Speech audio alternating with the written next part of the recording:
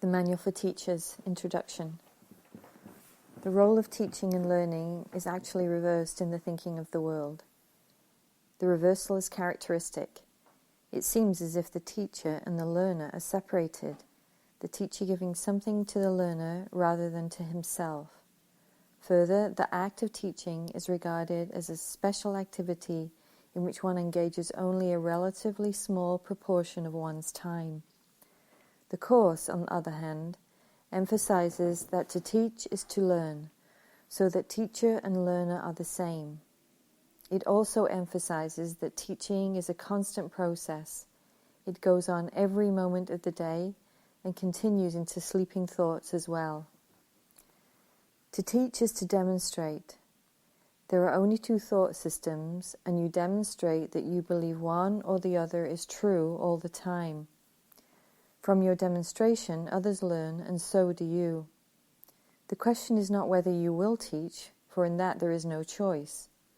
The purpose of the Course might be said to provide you with the means of choosing what you want to teach on the basis of what you want to learn. You cannot give to someone else, and this you learn through teaching. Teaching is but a call to witnesses to attest to what you believe. It is a method of conversion. This is not done by words alone. Any situation must be to you a chance to teach others what you are and what they are to you. No more than that, but also never less. The curriculum that you set up is therefore determined exclusively by what you think you are and what you believe the relationship of others is to you. In the formal teaching situation, these questions may be totally unrelated to what you think you are teaching. Yet it is impossible not to use the content of any situation on behalf of what you really teach and therefore learn. To this, the verbal content of your teaching is quite irrelevant. It may coincide with it, or it may not. It is the teaching underlying what you say that teaches you. Teaching but reinforces what you believe about yourself. Its fundamental purpose is to diminish self-doubt. This does not mean that the self you are trying to protect is real, but it does mean that the self you think is real is what you teach. This is inevitable. There is no escape from it. How could it be otherwise? Everyone who follows the world's curriculum, and everyone here does follow it until he changes his mind, teaches solely to convince himself that he is what he is not. Herein is the purpose of the world. What else, then, would its curriculum be?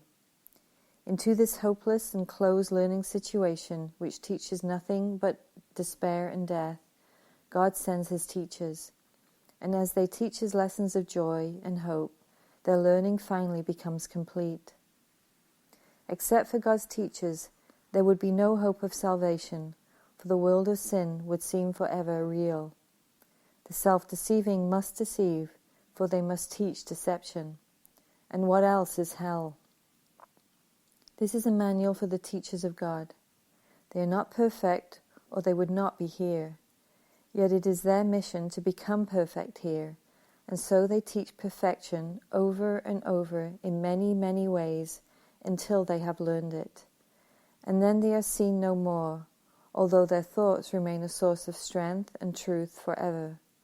Who are they? How are they chosen? What do they do? How can they work out their own salvation and the salvation of the world? This manual attempts to answer these questions.